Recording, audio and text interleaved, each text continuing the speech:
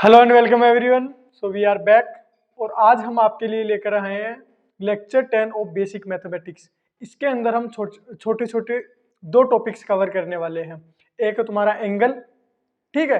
तो एंगल में क्या है, तुमने अब तक डिग्रीज में पढ़ा है सब कुछ, तो उसमें समझेंगे कि डिग्रीज में क्या कमी है। और फिर नया सिस्टम क्या है, नाम सुना होगा थोड़ा बहुत, रेडियन, है ना, उसमें पढ़ेंगे। फिर आता है तुम्हारा दूसरा टॉपिक सीरीज। दो छोटे छोटे टॉपिक है, अच्छे से कवर कर लेंगे इस लेक्चर में। तो फिर शुरू करते हैं एंगल से। अब एंगल क्या होता है, थोड़ा बहुत तो तुमने पढ़ रखा है लेकिन भूल गए तो वापस देखो। एंगल क्या होता है, एक लाइन है या फिर इसको रे बोल दो, एक रे है, ठीक है। इस रे को रोटेट करूं, मतलब यहां से तुम्हें फिक्स रखना है और इसको रोटेट करना है। रोटेट करते करते तुम यहां आ गए, यहां आ गए, तो ये जो रोटेशन है इसको बोलेंगे थीटा या फिर एंगल, ठीक है। कि देखो, इतना आए तो थोड़ा कम एंगल है, इतना आए तो थोड़ा ज्यादा एंगल, इतना आए तो और ज्यादा एंगल है। आगे समझ में। तो ये तो तुमने पढ़ रखा है कि इसको ऐसे भी बोलते हैं कि दो रेज के बीच में जो एंगल है यानी मेजरमेंट है उसको एंगल बोलते हैं। यही डेफिनेशन है इसकी। तो इसको किस में नापते हैं हम, थीटा को नापते हैं डिग्रीज में, डिग्री में नापते हैं। और ऐसे लगाते हैं साइन, जैसे theta is equal to 30 degree, ऐसे लिखते हैं। ऊपर ऐसे छोटा सा, ऊपर ऐसे जीरो की तरह कुछ बनाते हैं ऊपर की तरफ, उसको डिग्री बोलते हैं ना। तो ये होता क्या है डिग्री। तो डिग्री को डिफाइन कैसे किया गया, तो देखो डिग्री जो है ना वो कोई सिस्टमेटिक तरीका है नहीं। हम सोचते हैं ये सिस्टमेटिक तरीका है, लेकिन सिस्टमेटिक तरीका है नहीं। कैसे, एग्जाम्पल के लिए, एक डिग्री को डिफाइन कुछ ऐसे किया गया है कि सपोज तुम एक रोड को या एक रे को रोटेट कर रहे हो, और रोटेट करते करते करते करते तुमने पूरा रोटेट करके तुमने अपनी पोजीशन को वापस वही गेन कर लिया, मतलब वापस वहीं आ गए। इनिशियल भी यही और फाइनल भी यही, ठीक है। तो इसको किस तरीके से डिफाइन किया गया कि अगर तुमने पूरा कवर कर लिया तो उसको हम बोलेंगे 360, ठीक है। तो एक डिग्री को किस तरीके से डिफाइन किया गया कि अगर ये पूरा 360 है तो हाफ कितना हो जाएगा 180, और चौथा हिस्सा कितना हो जाएगा यानी 1/4, 1/4 यानी ये, इसको बोलेंगे 90 डिग्री। इसको इस तरीके से डिफाइन किया गया है कि सर्कल का 1/4 जो हिस्सा है ना उसको 90 डिग्री बोलेंगे। उसको 90 क्यों बोला, कि हमें क्या करना है कि इस क्वार्टर के 90 टुकड़े करने हैं, छोटे छोटे, ऐसे छोटे छोटे 90 टुकड़े। और 90 टुकड़े में जो एक टुकड़ा है उसको बोलेंगे 1 डिग्री। तब हो जाएगा ना 1 डिग्री 1 डिग्री 1 डिग्री 1 डिग्री। तो एक सवाल तो यह आता है कि इस पूरे को 360 क्यों माना। 360 ऐसे कोई अच्छा नंबर है नहीं, 100 होता, 1000 होता तो डिवीजन मल्टीप्लीकेशन आसान होता, फिर हमने 360 क्यों माना। तो इसका एक ही रीजन है, देखो 100 के जो फैक्टर्स है ना वो बहुत कम है ना, और उसके 360 के है ना वो सबसे ज्यादा है। यानी 360 जो नंबर है ना वो ज्यादातर नंबर से डिवाइड हो जाता है। इसलिए जैसे मैं इसके 3 टुकड़े करूं 4 टुकड़े करूं तो आराम से मिल जाएगा। जैसे मैं क्या करता हूं, 100 लेता हूं, 100 के मैं क्या कर रहा हूं, ये सपोज 100 डिग्री मानते हैं इसको, तो हम क्या करेंगे इसके टुकड़े करके देखते हैं। 2 टुकड़े करेंगे तो 50-50 डिग्री के हो गए, और 4 टुकड़े करेंगे तो कितने हो जाएंगे 25-25 डिग्री के, 25-25-25-25 ऐसा होता। लेकिन जैसे मैं 3 टुकड़े करूं तो ये हो गया 33.3333, यानी कि ऐसे कोई अच्छा नंबर आया नहीं है, अच्छे तरीके से आया नहीं। लेकिन 360 को करो 3 से हो जाएगा, 4 से भी हो जाएगा। तो ये 7 को छोड़ के, ये 7 से डिवाइड नहीं होगा, बाकी सबसे हो जाएगा। इसलिए इसको चुना हमने कि ज्यादातर नंबर इससे डिवाइड हो जाते हैं और हमें डिवीजन ही तो करने हैं, इसलिए हमने इसको डिफाइन किया 360, कि 360 कर लिया हमने। आगे समझ में। तो फिर भी एक कमी थी इसमें कमी क्या थी, जैसे एग्जांपल के लिए ये 90 डिग्री, ये 180, ये 270 और ये 360 है ना, यहाँ पे ऐसे घूम के 360 है ना। लेकिन इसमें अभी भी एक कमी है। कमी क्या है कि भाई साहब हमने ये 90 डिग्री ले तो लिया, और हमने टुकड़े भी कर दिए, लेकिन टुकड़े किए किस चीज के पता ही नहीं। फॉर एग्जाम्पल मैं बोल रहा हूं ये एक टुकड़ा जो है ना, ये 1 डिग्री है, ये किस चीज को बता रहा है? ये 1, क्या ये 1 एरिया है? ये जो छोटा सा एरिया आ रहा है ना, ये एरिया 1 है क्या? या फिर ये जो लेंथ है यहां से यहां पहुंचने पे, ये जो लेंथ है ये लेंथ 1 है?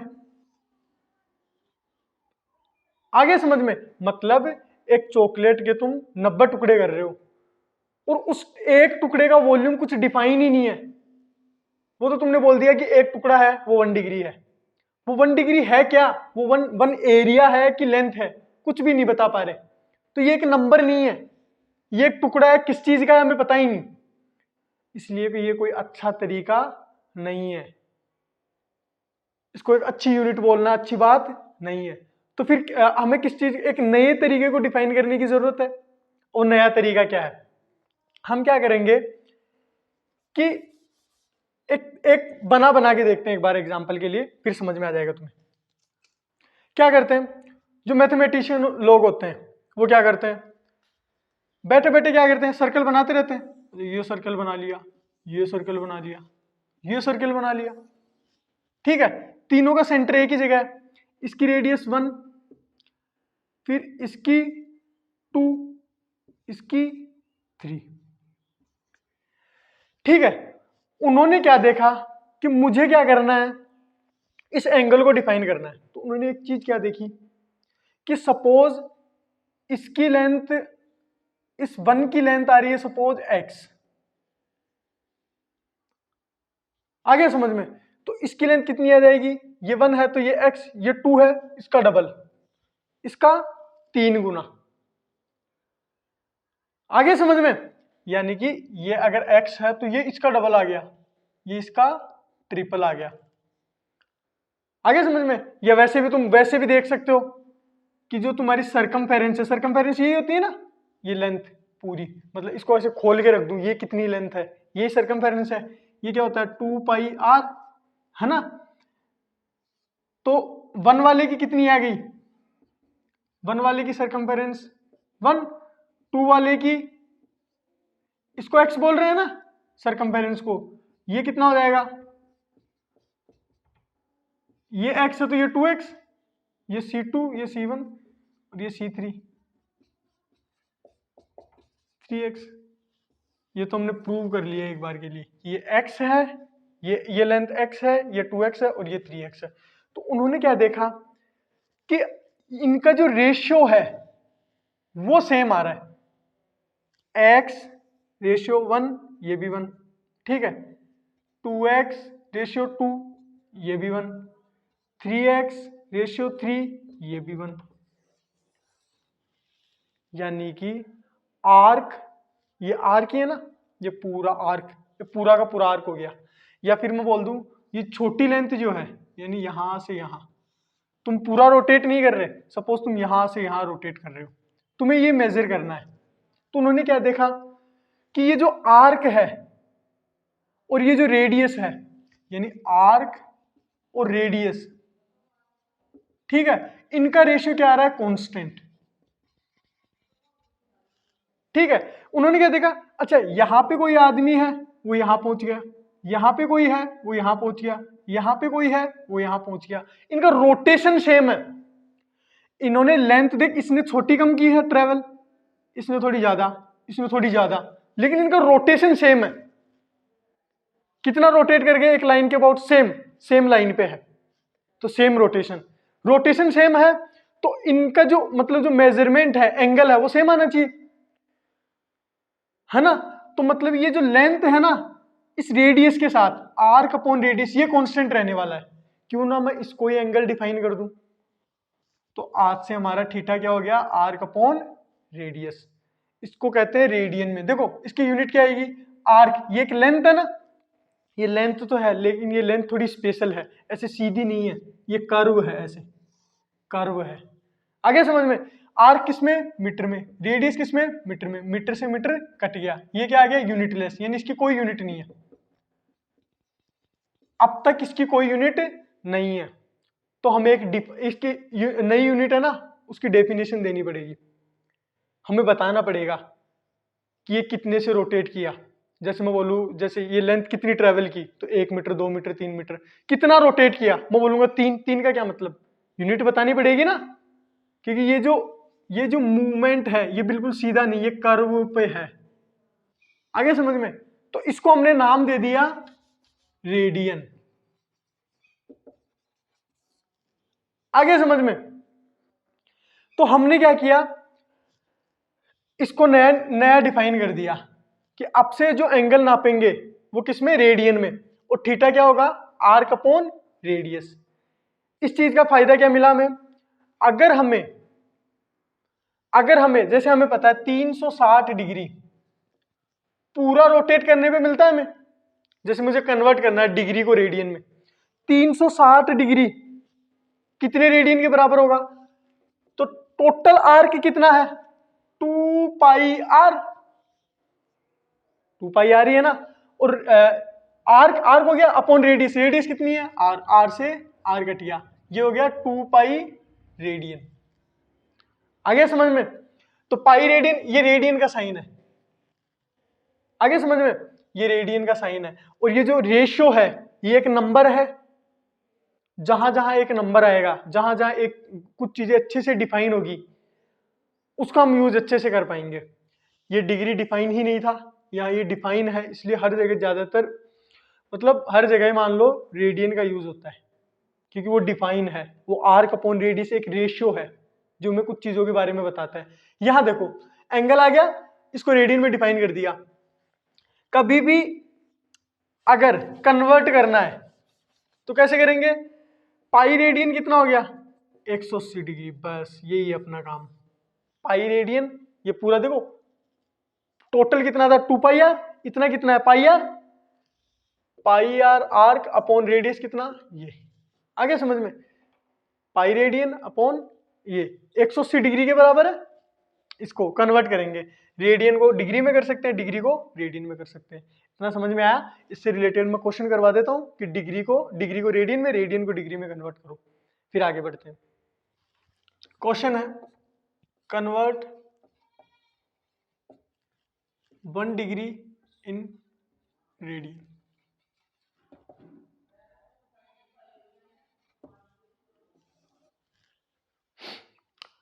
कोशिश करो, होता है तो ठीक है, नहीं फिर मैं करवाता हूं। कर ली कोशिश? ठीक है, अब दी देते हो। वो 1 डिग्री को रेडियन में कन्वर्ट करना है। कभी भी कन्वर्जन वाला क्वेश्चन आए ना, मास्टर इक्वेशन तुम्हें पता होनी चाहिए। मास्टर इक्वेशन क्या है कि 180 डिग्री जो है ना वो पाई रेडियन के बराबर है, ठीक है। और क्वेश्चन में क्या पूछा है, सबसे पहले ये तो मास्टर इक्वेशन। दूसरी स्टेप, एक स्टेप ये होगी कि मास्टर इक्वेशन पता होनी चाहिए तुम्हें। स्टेप 2, तुम्हें पता होना चाहिए कि तुम्हें चाहिए क्या, तुम्हें क्या निकालना है, रेडियन निकालना है ना। तो जो निकालना है ना, फाइंड, टू फाइंड, जो निकालना है ना, जिसको हमें पता करना है, उसको आरएचएस में रखो, और जो बच गया एलएचएस में। वहां से शुरू करो, फिर यूनिटरी मेथड लगाओ, 10th क्लास में कैसे लगाते थे। एक करवाता हूं, हमें निकालना क्या है, रेडियन निकालना है, रेडियन को इस साइड लिखो, ठीक है। 180 डिग्री में पाई रेडियन, सबसे पहले इधर 1 डिग्री में निकालो, 1 डिग्री में कम होगा ना, डिवाइड में भेज दिया, ठीक है। तो 1 डिग्री का ही पूछा था। अब इस क्वेश्चन को चेंज करो और यहां निकालो 5 डिग्री, 5 डिग्री, वापस वही स्टेप।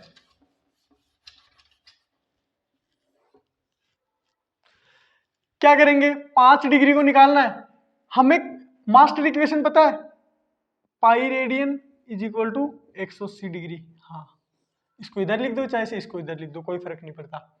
लेकिन हमें निकालना क्या, आंसर क्या आएगा हमारा, रेडियन में आएगा, मतलब रेडियन वाली चीज को इस साइड रखो आरएचएस में। अब 1 डिग्री का निकालो, आ गया। हमें कितनी डिग्री का पूछा है? 5 डिग्री। तो 5 डिग्री क्या कर दो, 5 का 1 डिग्री का ये है तो 5 डिग्री का, दोनों साइड 5 से मल्टीप्लाई करा दो, कट गया ये। इसको ऐसे लिख सकता हूं ना, 2 36 हो गया तुम्हारा आंसर। मैं नेक्स्ट क्वेश्चन तुम्हें दे रहा हूं, ये उतार लो। हाँ, π/3 रेडियन को डिग्री में कन्वर्ट करो। कैसे करते हैं इस क्वेश्चन को? सबसे पहले मास्टर इक्वेशन लिखो। क्या है तुम्हारी? पाई रेडियन कितने के बराबर होता है? 180 डिग्री के बराबर। तुम्हें आंसर किस में चाहिए? डिग्री में चाहिए या फिर रेडियन में? रेडियन तो दिया हुआ है, डिग्री पूछ रहा है। तो जो चीज पूछी जाती है उसको आरएचएस में रखो। आरएचएस में डिग्री का ही पूछा है, डिग्री पहले से ही है, कुछ करने की जरूरत ही नहीं है। अब यहां 1 रेडियन कैसे?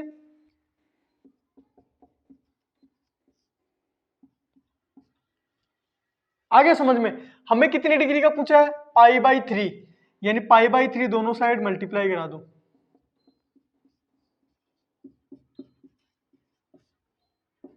पाई से पाई ये 60 डिग्री। आ गया समझ में? इस तरीके को फॉलो कर लेना, कभी क्वेश्चन गलत नहीं होगा। नहीं तो तुम क्या करोगे, इधर 1 डिग्री का निकाल दोगे और कंफ्यूज ही होते रहोगे कि अच्छा डिवाइड करना था कि मल्टीप्लाई करना था, क्या करना था। कुछ नहीं करना, सबसे पहले मास्टर इक्वेशन लिखो कन्वर्जन वाली कि अच्छा इससे कन्वर्जन आएगा तुम्हारा। फिर जो निकालना है उसको आरएचएस में रखो, फिर एलएचएस वाले की वन निकाल लो, मतलब 1 रेडियन डिग्री जो कुछ भी पूछा है ना। फिर जितना पूछा है उससे दोनों साइड मल्टीप्लाई कर दो। सिंपल है ना? और क्वेश्चन दो तो ये छाप लो, एक और क्वेश्चन करते हैं। फिर वही सबसे पहले मास्टर इक्वेशन लिखो, pi radian is equal to 180 degree. ठीक है, अब स्टेप 1 हो गई। स्टेप 2 क्या थी? जो निकालना है, हमें क्या दे रखा है? डिग्री। पूछा क्या है? रेडियन। तो जो पूछा है ना उसको आरएचएस में लिखो। यहां से जो पूछा है ना उसको आरएचएस में लिखो। तो पाई रेडियन वाली चीज को साइड में लिखो। अब हमें क्या निकालना है? 1 डिग्री। Pi upon 180। हमें कितने का पूछा है? 45।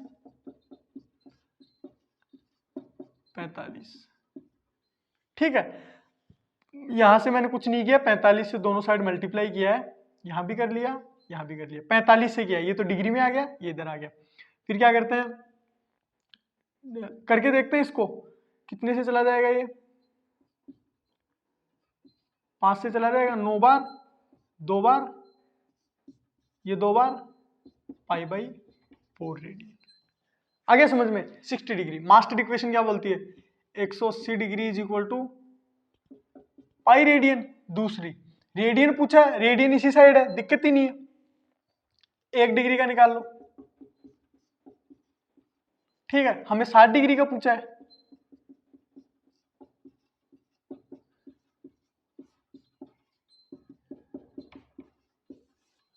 आ गया आंसर? जो एंगल वाला टॉपिक अब तक हमने पढ़ा है उसको एक बार समराइज कर देता हूं तुम्हारे लिए। क्या था? सबसे पहले हमने क्या किया? डिग्री को डिफाइन किया, है ना। डिग्री में क्या था?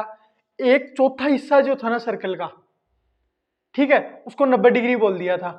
फिर हमने क्या कहा? उसके 90 टुकड़े करो और एक टुकड़े को हम 1 डिग्री बोलेंगे आज से। ठीक है, फिर हमें पता चला अच्छा ये तो अच्छा कोई मेथड है नहीं, क्योंकि वो एक जो है वो एक हिस्सा, क्या जो एक हिस्सा हम बार बार बोल रहे हैं, वो एक हिस्सा किस चीज का है? वो एरिया है कि लेंथ है, हमें पता नहीं था। तो हमने क्या कहा? अच्छा फिर नया मेथड डिफाइन करते हैं। फिर हमने रेडियन वाली चीज ली, उसमें हमने क्या कहा? अच्छा आर्क अपॉन रेडियस, उसको हम क्या बोलेंगे आज से? एंगल, जिसको किस में नापेंगे? रेडियन। ठीक है, फिर हमने क्या सीखा? अच्छा कन्वर्ट कैसे करते हैं, क्योंकि हमें क्या आदत है अब तक पढ़ने की? डिग्री में, लेकिन अब जरूरत किस चीज की है? रेडियन में। तो कन्वर्ट करना आना चाहिए ना। तो मास्टर इक्वेशन क्या आई थी? Pi radian is equal to 180 degree. उससे हम कन्वर्जन कर लेंगे। फिर मेथड भी समझा दिया।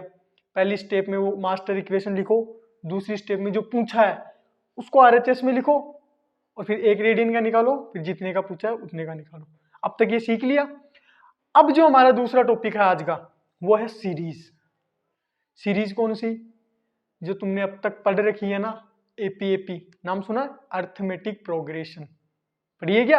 वही है। एक तो वो है, एक और दूसरी है जीपी, जियोमेट्रिक प्रोग्रेशन। जीपी जिसको शॉर्ट में बोलेंगे, वो पढ़ेंगे आज।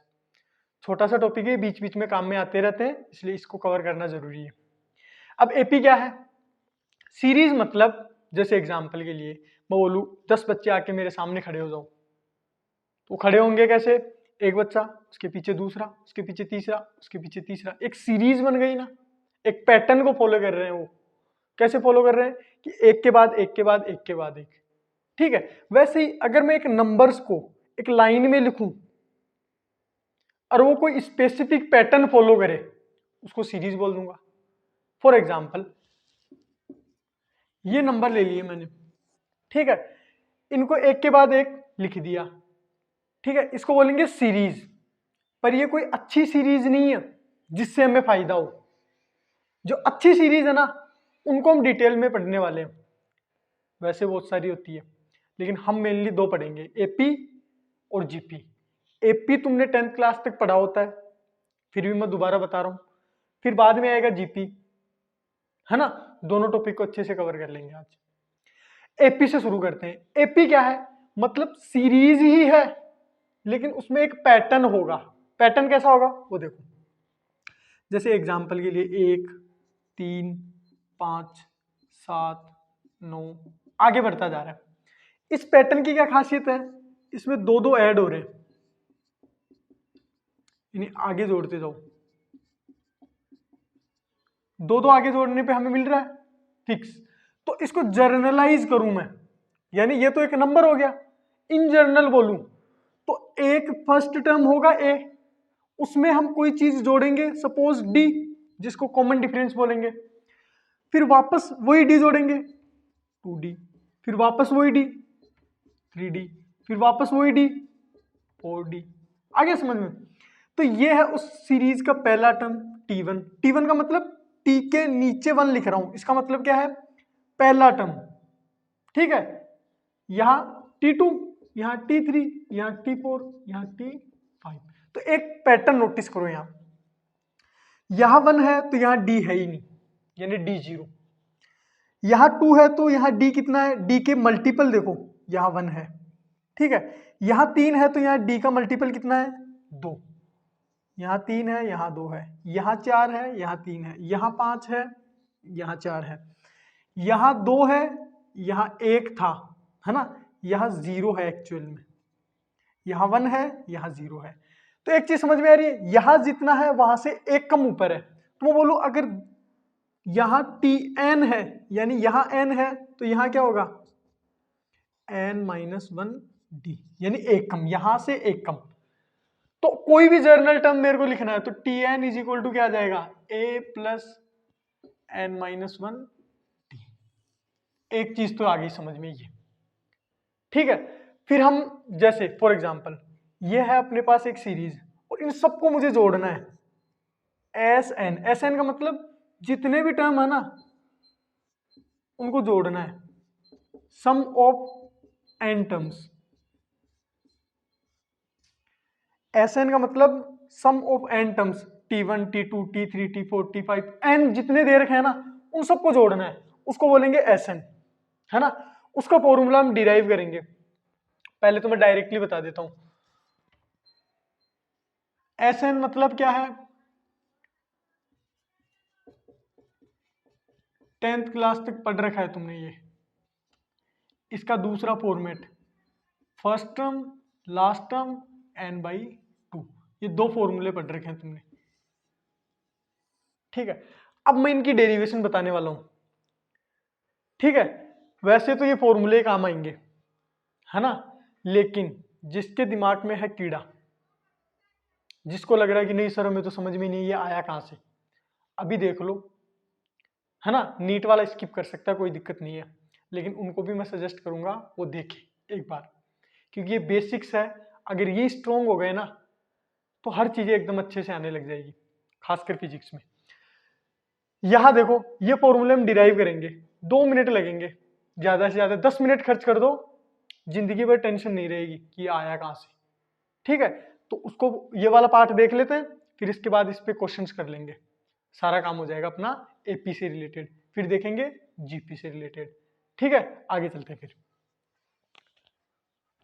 तो एस एन क्या था? मतलब एन टर्म्स का जोड़ दो, T1 T2 T3 इन सबको जोड़ दो, Tn तक जोड़ दो, बस यही है Sn। अब ए पहला टर्म क्या था a, दूसरा टर्म क्या था a प्लस डी, तीसरा टर्म क्या था a प्लस 2d, ऐसे बढ़ता बढ़ता n क्या था a प्लस n माइनस 1, एक कम है ना, जैसे यहाँ 3 है, जैसे यहाँ 3 है तो यहाँ कम है एक, यहाँ n है तो एक कम है। अब इस Sn को for example s is equal to 1 plus 2 plus 3 दे रखा है, प्लस 4 दे रखा है, क्या इसको मैं ऐसे लिख सकता हूँ 4 प्लस 3 प्लस 2 प्लस 1, कोई फर्क पड़ेगा s की वैल्यू पे? कोई फर्क नहीं पड़ेगा ना। तो इस Sn को मैं पीछे से लिख रहा हूं, इधर देखो पीछे से लिख रहा हूं a plus n minus 1 D, ठीक है। अब यहां देखो फॉर एग्जाम्पल यहां देखो a प्लस 2d है, इसके पीछे वाले में देखो क्या है a प्लस डी, मतलब 2d में से एक कम है, यहां देखो एक कम करेंगे तो कुछ बचा ही नहीं, तो यहां जितना है उससे कम है यहाँ, तो यहाँ n माइनस 1 है तो यहाँ क्या होगा n माइनस 2, एक कम है ना, n माइनस 1 माइनस 1 तो माइनस 2 हो जाएगा, फिर माइनस 3, ऐसे चलेगी पीछे, तो ये कितना हो जाएगा a plus n minus 2d, है ना। मैं क्या कर रहा हूँ ये ऐसे बना रहा हूँ ताकि तुम्हें समझ में आए, पीछे से लिख रहे हैं ना a प्लस n माइनस 3, एक कम और हो गया, ठीक है। अब ये इधर लिखते हैं ना, ये a, इसको इधर, इसको इधर, इसको इधर, इसको इधर, इस तरीके से लिखता जा रहा हूँ, पूरा चेंज कर दिया मैंने, जैसे यहाँ लिखा है ना वैसे। फिर इन दोनों इक्वेशंस को जोड़ दी मैंने 2Sn, ठीक है, इनको जोड़ो a और a कितना हो गया 2a, ठीक है। यहाँ क्या है फिर बच क्या गया d, मतलब n माइनस 1 d, आ गया समझ में। फिर यहाँ देखो यहाँ क्या बच गया a और a क्या बच गया, ये देखो a और a 2a plus d common है, यहाँ क्या है d1, d कॉमन लेते यहाँ 1 बच गया ना, यहाँ क्या है n माइनस 2, ये कितना हो गया वापस n माइनस 1, तो इस पूरे को मैं एक बार वापस लिख रहा हूँ n माइनस 1, ठीक है। यहाँ लो a 2a, फिर वापस d कॉमन लो, ऊपर क्या बच गया 2, n माइनस 3 कितना हो गया ये n प्लस माइनस 1 बच जाएगा वापस, सेम नंबर आ रहा है यानी n माइनस 1 d, इस d को यहाँ लिख दिया मैंने। ऐसे करते करते आगे ये a कितना हो जाएगा 2a plus n minus 1 d, यहाँ देखो मैंने दोनों इक्वेशन को जोड़ा, यहाँ तो 2Sn आ गया, यहाँ देखो 2a plus n minus 1 d, 2a plus n minus 1 d, 2a plus n minus 1 d, same number आ रहा है, लेकिन इसको अगर x बोल दूं तो ये भी x है, ये भी x है और ये भी x है, तो x प्लस x कितने टाइम तक है ये x, n टाइम्स तक है क्योंकि n नंबर है, देखो एक tn n नंबर है ना 1 2 3, तो n टाइम्स तक है, तो क्या ये x n हो जाएगा। अब ये मैंने डायरेक्ट कैसे कर दिया, x कॉमन लो 1 प्लस 1 प्लस 1 n टाइम्स तक है, तो एक काम करो 1 1 1 10 बार जोड़ो 10 आ गया, 1 1 1 20 बार जोड़ो 20 आ गया, तो 1 1 1 n बार जोड़ो n आ गया, ये कितना आ गया n, तो ये x n हो गया, ठीक है। तो इसको इस साइड लिख रहा हूं मैं, यहां लिख रहा हूं 2Sn इज इक्वल टू क्या हो गया xn, अब x की वैल्यू क्या है वो लिख दो 2a plus n minus 1 d, ठीक है। 2 को इस साइड ले आओ तो वो फॉर्मूला जो तुमने पढ़ा है वो यहां से आ गया, ठीक है। इस टर्म को मैं अगर अच्छे से देखूं तो n/2, एक को साइड में ले लो a plus n minus 1 d, ये a plus n minus 1 d देखो क्या था last term tn, last term था, इसको l लिख दो तो यही फॉर्मूला तुम्हारा बन जाता है n/2 a, इसको l बोल दिया ना, तो दो फॉर्मूले आ गए तुम्हारे पास एपी के, ये तुमने 10th क्लास में पढ़ रखा है ना। अब इससे रिलेटेड पहले क्वेश्चन करते हैं फिर आगे बढ़ते हैं। सबसे पहली चीज, क्या ये एपी है, हाँ बिल्कुल है। यहाँ 2 में देखो कितना जोड़ा 3 जोड़ा, प्लस 3 किया, वापस प्लस 3 किया, वापस प्लस 3 किया, वापस प्लस 3 किया, तो यहां से समझ में आ गया ये एपी तो है। हमें निकालना है 21वां टर्म। तो हमें पता है टी एन क्या होता है, ए प्लस एन माइनस 1 डी। ठीक है, एन कितना है 21, तो एन की जगह 21 रखो, यहाँ 21 रखोगे तो कितना आ जाएगा 21 माइनस 1 डी। हमें भी पता है जितना टर्म देखना चाह रहे हो उससे एक कम आता है डी के मल्टीपल में, तो ये 20 डी। वैसे डायरेक्ट भी लिख सकते थे, कोई दिक्कत नहीं थी इसमें। ये आ गया। ए क्या है फर्स्ट टर्म, डी क्या है कॉमन डिफरेंस, ए क्या है फर्स्ट टर्म कितना है 2, 2 प्लस 20, डी क्या है कॉमन डिफरेंस। कॉमन डिफरेंस कैसे निकालेंगे, हमें पता है कॉमन डिफरेंस कैसे निकालेंगे, आगे वाले टर्म्स में से, यानी कोई भी आगे वाले टर्म उसमें से जस्ट पीछे वाला टर्म माइनस कर दो, 5 माइनस 2 तो कितना आ गया 3। वैसे भी तुम डायरेक्ट भी देख सकते थे कि 3 3 जोड़ने पे आगे जा रहे हो, यहां से ये माइनस करना है, 8 माइनस 5 3 आ गया, यहां से यहां करो कितना आ गया 3, तो डी की वैल्यू कितनी आई 3, तो T21 कितना आया 62 आ गया तुम्हारा। अब निकालना है TS21, तो हमें पता है 21 n/2 n/2, ठीक है। फिर A plus D, A plus L, L कितना है लास्ट टर्म कितना है 21वां टर्म आ गया ना हमारे पास 62, ये कितना हो गया 64/2 × 21 21 कितना हो गया ये 32 672, इसका आंसर आ गया 672। एक तरीका तो है ये, है ना, first term plus last term n/2, उससे। दूसरे तरीके से कैसे करोगे, n की वैल्यू कितनी है 21, a कितना है 2 प्लस n कितना है d कितना है 3, वैल्यू रख दो 21/3, 4 प्लस 20 × 3 कितना हो गया ये 60 64, सेम आंसर तुम्हारा वही आएगा, करके देख लो, ये 32 हो गया, और 32 को 21 से मल्टीप्लाई पहले भी किया था हमने, सेम आंसर आ गया दोनों से। तो दोनों मेथड से तुम कर सकते हो। ये तुम्हारा एपी खत्म हो गया। फिर अब शुरू करते हैं जीपी। अब जीपी शुरू करते हैं।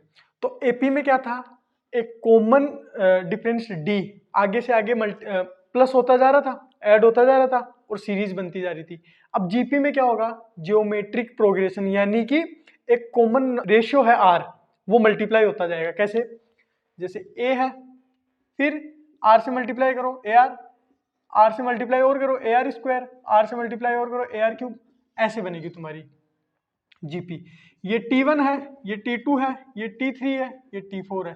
तो अगर हमें nth टर्म निकालना है, कैसे निकालेंगे, देखो यहाँ 2 है तो यहाँ r की पावर में 1 है, यहाँ 3 है तो यहाँ r की पावर में 2 है, यहाँ 4 है तो यहाँ r की पावर में 3 है, तो यहाँ n है तो यहाँ r की पावर में क्या होना चाहिए, एक कम होना चाहिए ना, देखो कम होना चाहिए, यहाँ 4 है तो यहाँ 3, तो यहाँ n-1।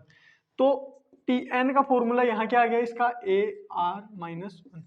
ये हमने निकाल लिया केवल अपना थोड़ा सा इसका पैटर्न है ना उसको नोटिस करके, पैटर्न को नोटिस किया, ये फॉर्मूला आ गया। अब इसका Sn का फॉर्मूला, यानी कि अगर इन सबको जोड़ दूं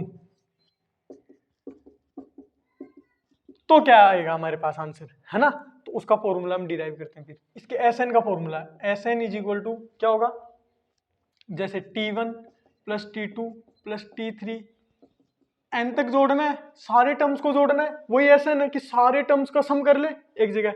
तो क्या था हमारा Sn, यानी T1 क्या था A, T2 क्या था AR क्यूब, nth टर्म क्या होगा ARn-1, अभी देखा था एक कम होता है, ठीक है। दोनों को अब देखो मैं क्या कर रहा हूं, इस इक्वेशन में दोनों साइड r से मल्टीप्लाई कर रहा हूं, ये इक्वेशन 1 है, इसमें दोनों साइड r से मल्टीप्लाई कर रहा हूं। जैसे यहां r से मल्टीप्लाई करूंगा, है ना, तो ये क्या हो जाएगा AR, ये वाला AR स्क्वायर AR क्यूब, और ये ARn वाला क्या हो जाएगा ARn-1 इंटू आर, बेस से मैं पावर जोड़ दूंगा, यानी ARn हो गया, ठीक है। ये इक्वेशन मेरे पास दूसरी, ठीक है। दोनों को क्या कर दूं, माइनस कर दूं, यानी इक्वेशन 1 माइनस इक्वेशन 2, दोनों को माइनस करो, Sn minus R Sn is equal to, minus करो A plus AR plus AR cube यहाँ तक ले जाने के बाद ए आर माइनस वन। इन टर्म्स को है ना मैं अपने एक दूसरे तरीके से लिख रहा हूँ। कैसे? ए आर के नीचे ए आर को लिख रहा हूँ, ए आर क्यूब।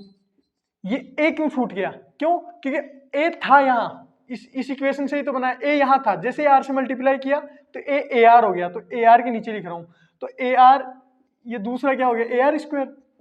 यहाँ तक जाते जाते ये A are N minus one, और यहाँ क्या हो जाएगा? प्लस ये वाला क्या बन जाएगा? A are N. ये होगा, मतलब इससे जो पीछे वाला था वो तो बन गया ये, और ये बन गया ये।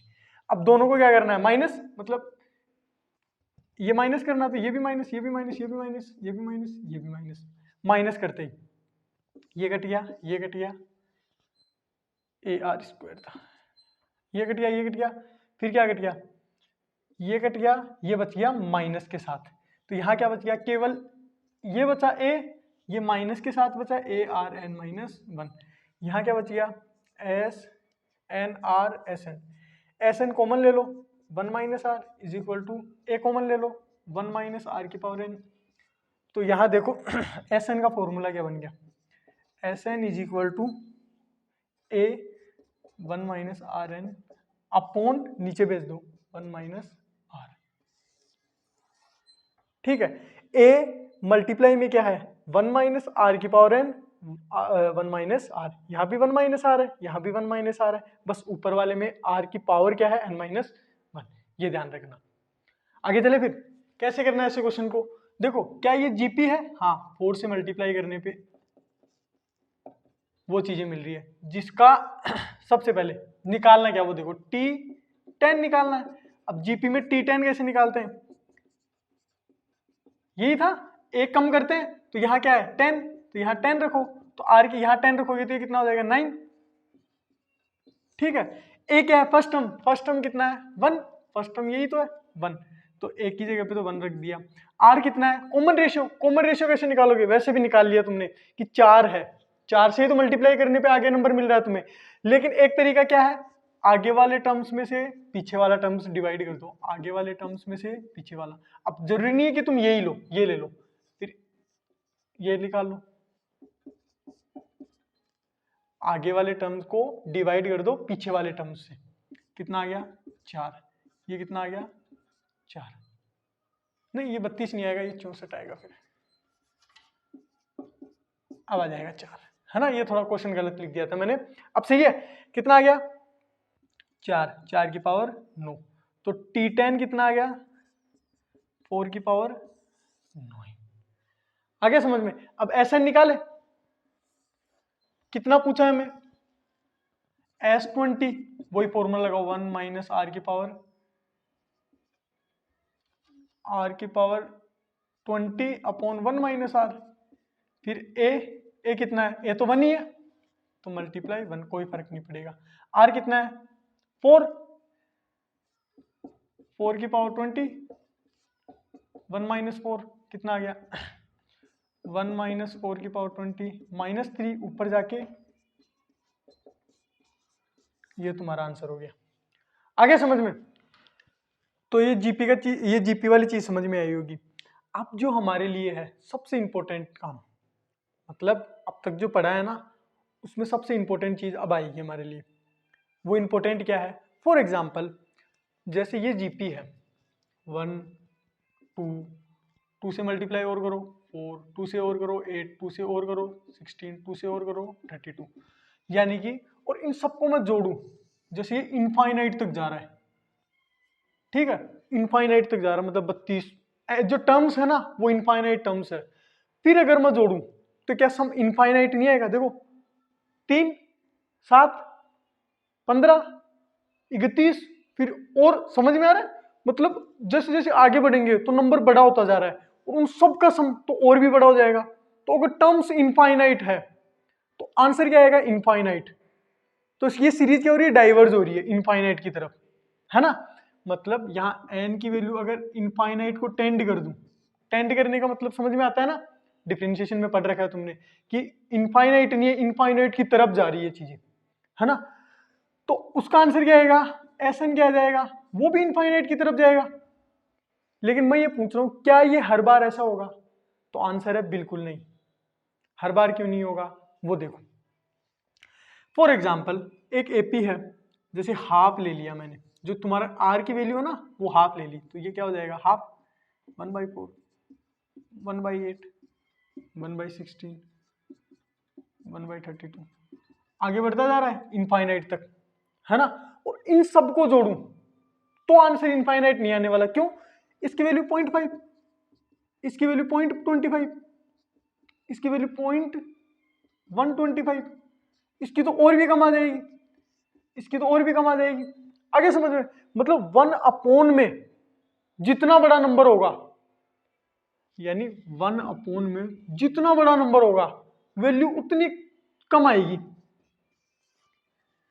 अगर ये इनफाइनाइट होता, इसका मतलब क्या है, ये डिवीजन ही तो है, 1 के इनफाइनाइट टुकड़े कर दो, यानी खूब ज्यादा टुकड़े कर दो, तो एक टुकड़ा कितना है, लगभग 0 के बराबर। एग्जैक्टली 0 नहीं है, लगभग 0 के बराबर। तो नीचे अगर इनफाइनाइट होता है तो आंसर आता है 0। आगे समझ में, तो यहां देखो ये वैल्यू ना, जैसे 1 पॉइंट, ये कितना हो गया 1.5, ये 1 पॉइंट इतना, और कम करो तो ये मतलब 0.25, इससे ज्यादा नहीं आएगा, मतलब 0.75, 0.000, मतलब समझ रहे हो, ज्यादा फर्क नहीं आएगा, तुम्हारी अप्रोक्स वैल्यू इतनी ही आ जाएगी। तो वैल्यू कन्वर्ज हो रही है एक जगह, तो इसका आंसर हम निकाल सकते हैं। नंबर्स भले ही इनफाइनाइट हो, लेकिन उनका सम जो है वो कन्वर्ज हो रहा है एक वैल्यू की तरफ, और वो वैल्यू हमें निकालनी है। वो कैसे निकालेंगे, तो इसका फॉर्मूला देखो, Sn is equal to a1 - r/n/1/r। अभी देखा था, अगर r 1 से बड़ा है ना, 1 से बड़ा है, जैसे हमने लिया था 2 वाला केस, जैसे ये लिया था 1, 2, 4, 8, 16, ये वाला केस लिया था। इस वाले केस में क्या हुआ, इसका आंसर क्या आ रहा था, इनफाइनाइट। यहां भी देख लो इनफाइनाइट ही आएगा, 1 से बड़ा लो, 1 से बड़ा कोई भी नंबर ले लो, जैसे फॉर एग्जांपल 2 ले लिया, 2 की पावर n, खूब बड़ा नंबर, इनफाइनाइट। माइनस करो कोई फर्क नहीं पड़ेगा, ये नीचे क्या आ जाएगा 1 - 2, r की वैल्यू 2 है ना, 2 रखो, ये माइनस माइनस माइनस करके मतलब इनफाइनाइट आ जाएगा आंसर, है ना। लेकिन इसमें तो चलो इनफाइनाइट आ गया, अब क्या हो, 1 से कम कर दिया, 1 से कम, 1 से कम एग्जांपल ले लो, जैसे हाफ ही ले लो, हाफ की पावर n, यानी n कितना है, इनफाइनाइट। नंबर ऑफ टर्म्स जो है ना तुम्हारे इनफाइनाइट है, यहाँ इनफाइनाइट रखो, तो ये क्या हो गया 1/2 की पावर इनफाइनाइट, और मैंने बताया ये 2 की पावर इनफाइनाइट, ये तो बहुत बड़ा नंबर हो गया। और अभी बताया था 1 के नीचे अगर कोई मतलब डिनोमिनेटर में अगर खूब बड़ा नंबर है तो ये वैल्यू 0 के अप्रोक्स आती है, ठीक है। तो ये वैल्यू क्या हो गई फिर इस वाले केस में, इसी को तो सोल्व कर रहे थे हम, तो ये लगभग 0, तो 1 - 0 0, ये हट गया, तो बच क्या गया कि जब n की वैल्यू इनफाइनाइट हो ना तो 1/1 - r, ये इंपॉर्टेंट है, इसको डायरेक्ट यूज करेंगे, a/1 - r, ठीक है, जब r 1 से कम होता है। आगे समझ में, तो फॉर एग्जाम्पल 1/2, 1/4, 1/8, ये इनफाइनाइट तक जा रहा है, ठीक है, और इन सबको जोड़ना है हमें, वो s है, s इनफाइनाइट, वो निकालेंगे। तो कैसे निकालेंगे, ये फॉर्मूला लगा दो, a/1 - r, a कितना है, फर्स्ट टर्म a ही तो है, 1 माइनस a कितना है, a बताओ यहाँ पे, r बताओ, r कितना है, r कैसे निकालते हैं, हमें पता है वैसे भी हाफ से मल्टीप्लाई करते जा रहे हैं तो r हाफ हो जाएगा, वैसे भी निकाल सकते हो, आगे वाले टर्म्स में से पीछे वाला टर्म डिवाइड कर दो, हाफ, उससे भी हाफ ही आ गया, 1 माइनस हाफ कितना हो गया 2, कितना आ गया ये, मतलब ये हाफ हो गया, ये ऊपर जाके 1/1/1/हाफ, ये 2, यानी ये जो वैल्यू आएगी ना इसका आंसर आएगा ये 2 के अप्रोक्स जाएगा, ऐसा नहीं है कि खूब बड़ा नंबर आ जाएगा 2.00001, उतना ही आएगा, तो इसको अप्रोक्स कितना आ गया इसका आंसर 2। आगे समझ में, मिलते हैं नेक्स्ट वीडियो में, wish you all the best.